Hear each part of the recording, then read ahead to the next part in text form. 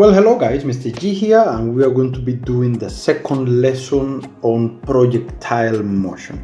Last time we learned a couple of things. We defined projectile, we defined free fall, and we were analyzing the case where an object or a projectile is moving either up or down. Here is just the last notes we took, and we finally spoke about time symmetry and the magnitude of the velocity of a projectile when it's moving up and down. Today we are going to be talking about equation of motion, which was done in previous grade. In grade 10 mostly you learn about equation of motion, and therefore now we are going to apply the equation of motion to the projectile motion. Now, there are main things that we have to remember when we speak about equation of motion in a vertical projectile.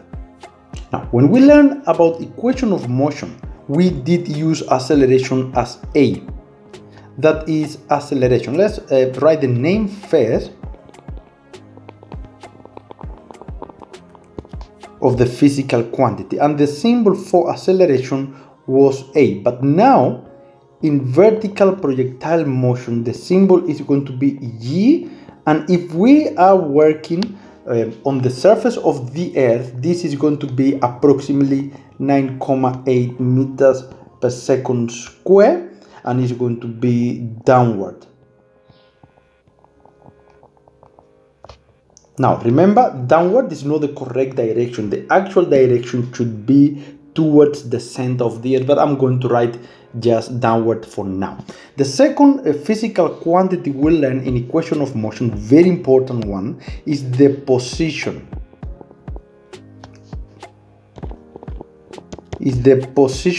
And the symbol for position was X. Now in vertical projectile motion we are going to use the letter Y. However, if you use X, it won't be a big issue. And something important to mention before we carry on is that both physical quantities are vector quantities. Acceleration is a vector and position is a vector, and therefore both of them need to be given direction. All right, and then we also learn about displacement. Now displacement, the symbol we did was delta X. Remember, displacement was the change in position of an object. It was delta X, but now in projectile we are going to write delta Y. However, again I said it's not a big issue if you write an X instead. And once more, it's also a vector. Now these physical quantities are the one that the symbol is going to change, and that is why I write it in there. So it's the only one the symbol are going to change. The other ones are the same. For example, and let's go to write quickly all the equation of motion we learned in previous grades, and then the one that you're going to use in the vertical projectile motion, which is exactly the same. So let's begin with position. Now in position you learn that the position of an object, the final position of an object, is going to be equal to the initial position of the object plus the displacement. That was when you learn in equation of motion. In a vertical projectile, then we're going to use the same formula for position. We change the symbol to Y. The final position of an object is equal to the initial position of an object plus the displacement. Just the same, but with a Y. Now important, position and displacements are not the same thing, so be careful with that one. So we must be careful with that terms, okay, because they are different things. So let's go now to the acceleration, for instance. Now the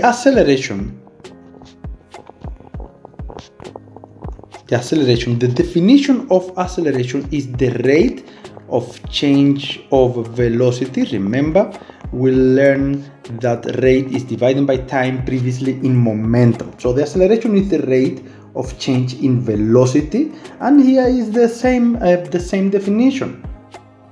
the same definition. The only difference, we're going to use letter g for that, and is equal to the rate of change in velocity. And if we are on the surface of the Earth, only if we are on the surface of the Earth, then g is going to be equal to approximately 9.8 meters per second square. And I'm going to write down, remember, is in actual fact towards the center of the Earth. So that is important. It's only if it's on the surface of the Earth, and it's an approximately number. It is not exactly that number. So it changes according to how high the object is from the center of the Earth. Okay, so that is about this one. Now, these equations here can be a change in terms of velocity, but it will be the same. So I am going to break it as from here. If you come here, you have that, for instance, acceleration is equal to final velocity minus initial velocity divided by time, because that is change in velocity, isn't it?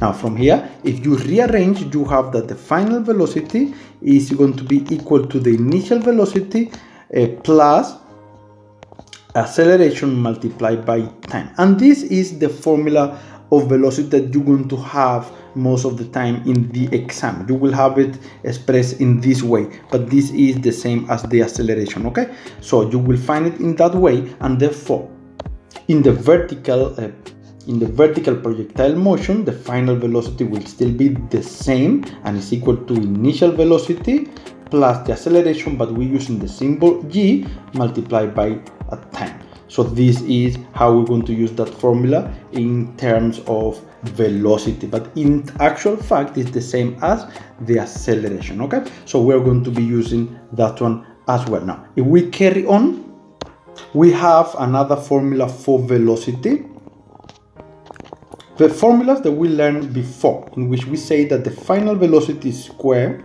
is equal to the initial velocity square plus 2 times the acceleration multiplied by the displacement of the object. Now this is also a formula in terms of velocity, but sometimes it would be in terms of displacement. So in the vertical projectile motion will be exactly the same. Final velocity equal to square equal to initial velocity square plus 2 times the acceleration, but the acceleration is g multiplied by the displacement, which is y, but otherwise it's the same. The only change is the symbol. And this one here, let me show you that sometimes can be expressed in terms of displacement, and it says that the displacement of an object will be equal to the final velocity square minus the initial velocity square divided by 2 multiplied by the acceleration. And also in the projectile motion can be expressed like that. And then for displacement, we are going to have two different formulas. We're going to have two different formulas.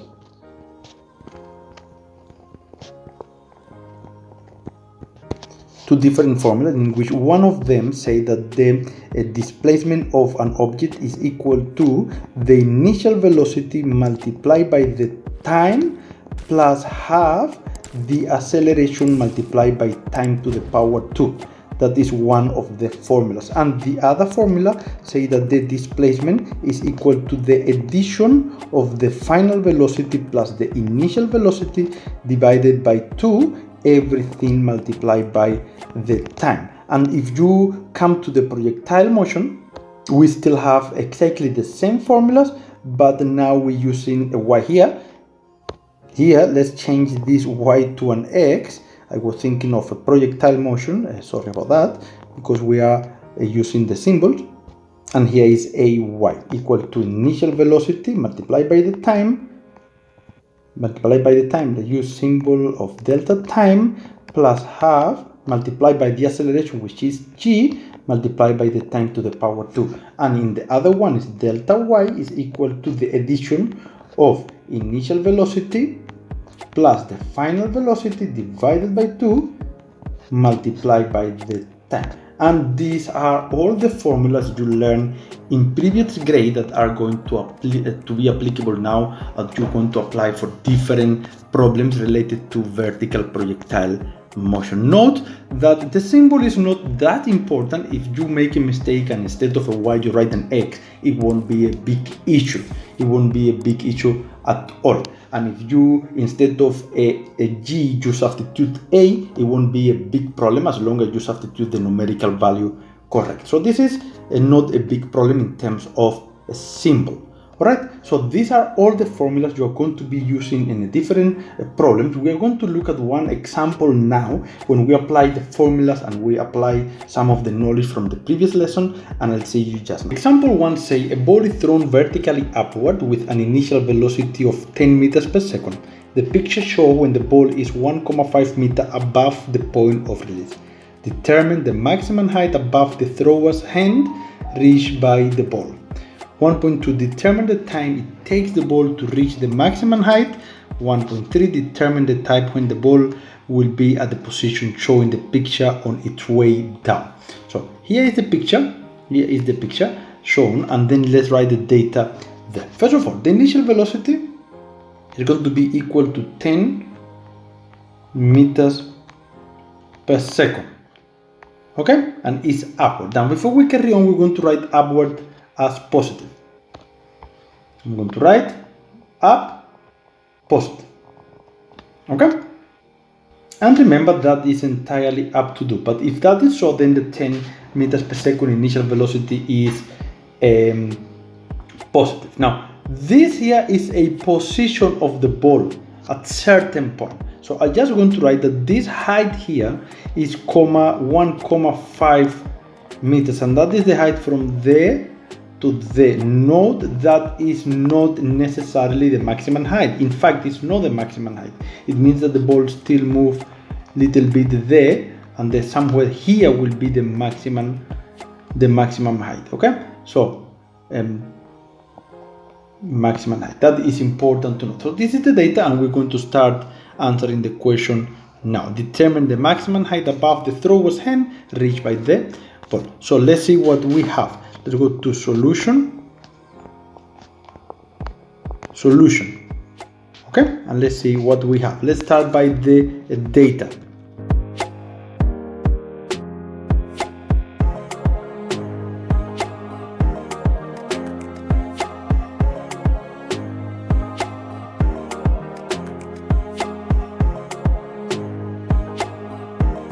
This is the data.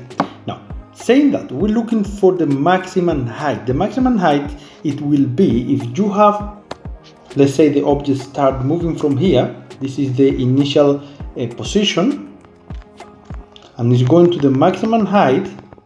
This one will be the maximum height that is equivalent to the displacement of the object as it is moving down, so upward. So this one here is the displacement of the object, and because we say up is positive, it will be a positive answer. So but we are looking for displacement. So let's quickly go to the formulas and see according to what we have, which is the formula that can help us. And according to what we have, all the data, the formula that we can use is this one here. This one can help us to work down there. So let's take the formula down. Let's say copy here, and let's go down and place the formula there. So this is how you have to work using your formula sheet that they give you in the exam. So there is my formula, guys. So I am going now to substitute.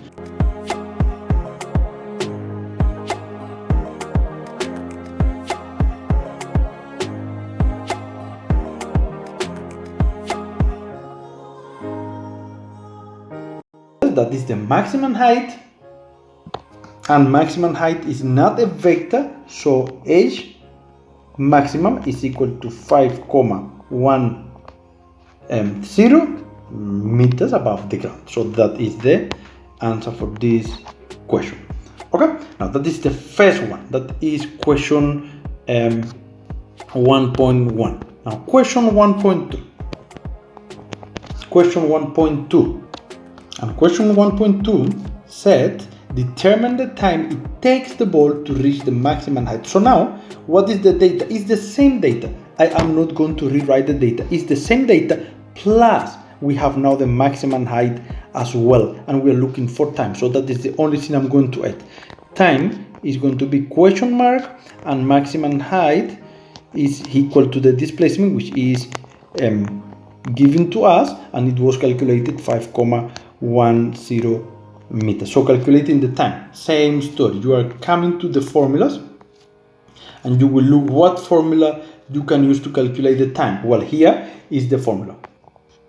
That formula there can help us to calculate the time. So take the formula as it is there without making a mistake. Make sure you writing exactly the same formula when you are answering in a question paper, and you copy the formula exactly as it is in there. Okay, so when you substitute, I'm going to take off that one, we don't need that one. When you substitute,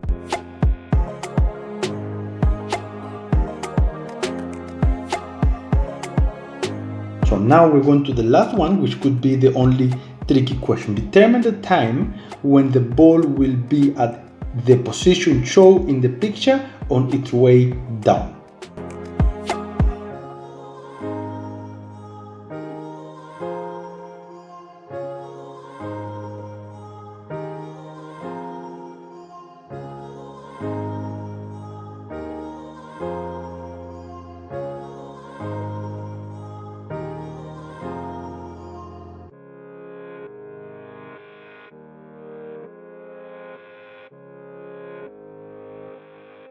Okay, and then you will get two answers. When I substitute the minus, I got 1,88 seconds. Now this is, I'm going to write it here, when I use the plus at the front of the square root. And when I use the minus, then the answer was, I got a 0,16.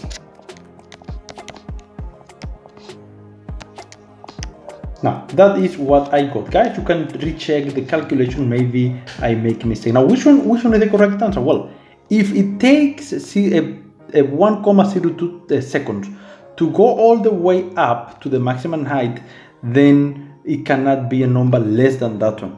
So the correct answer will be 1,88 when it's coming down. Well, this is the example I wanted to show you. I hope you understand. Next time we're going to be practicing some questions related to equation of motion before we go on to graphs. So this is all the questions. Thank you for watching. Subscribe, ask questions, suggest, and I'll see you next time. Mr. G here.